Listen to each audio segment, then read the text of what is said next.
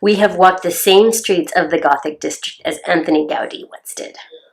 The stones of the narrow pathways and winding alleyways are deeply grooved with centuries of history. And the blood of the Mediterranean culture runs deep, as you may have noticed in the news.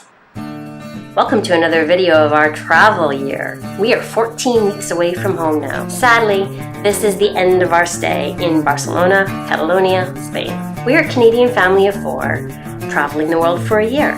We plan to visit 4 continents, 18 countries, and 32 cities. Follow along for weekly videos posted every Sunday. This week, I want to highlight some of the best things we have seen and done here. And stay tuned towards the end. I'm going to give you my top 10 travel list. Some say that the city of Barcelona is 5,000 years old. Others attribute the founding myths to Hercules, which would predate Rome. What is for certain is the history of this place is long and complicated. Barcelona is the seat of power in Catalonia, and maybe some of this history underscores the need for independence today. Catalonia is fiercely proud of everything produced in the region, from historical industries, the geographical locations, and even the people. Internationally, outside of sports, which I know nothing about, no one is more well-known than Atoni Gaudí, and particularly his magnum opus work on Sagrada Familia. Gaudí had deep appreciation for his native land and great pride in his Mediterranean heritage. He believed Mediterranean people to be endowed with creativity, originality, and innate sense for art and design.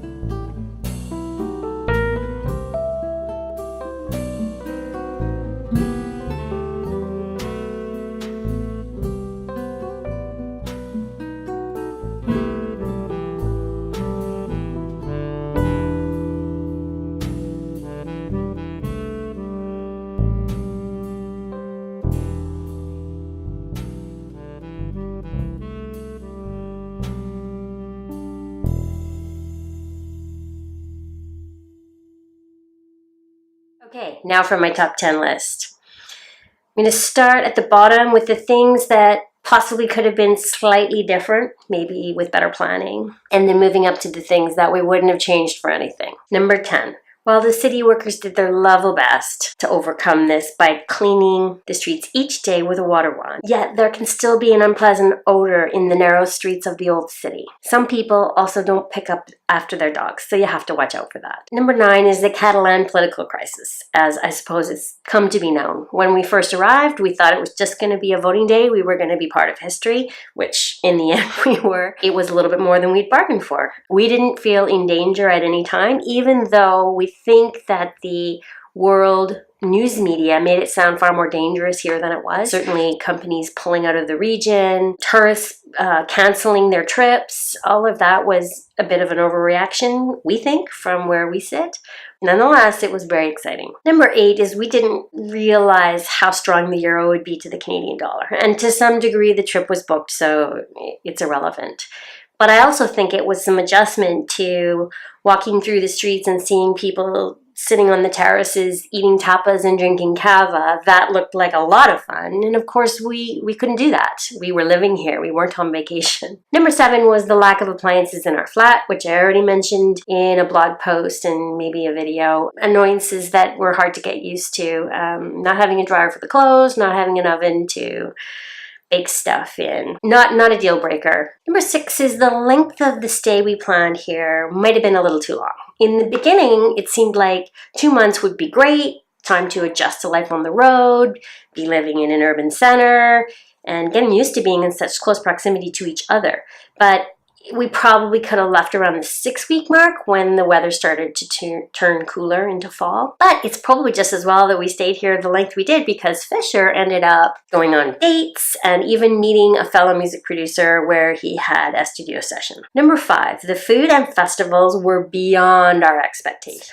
The quality of the fruits and vegetables was better than anything we even could find in our farmers markets back home. Then you add the bread, the olive oil, Iberian ham, the cava, the sangria, the rosé wine for €2, and then the opportunity to enjoy the never-ending festival season was really an amazing thing.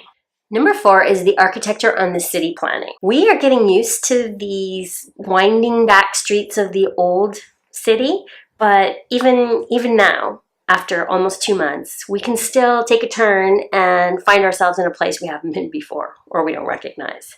There's interesting shops everywhere. If you happen to walk down that little street the last time during siesta, it might have been closed, so then you come by it another time and it's open. It's all really, really, really cool. And then the metro is laid out so well that you can get to all these places. And your 10-day pass metro card even allows you to get up on the funicular to some of the mountainsides. The history of Barcelona is something I never really knew.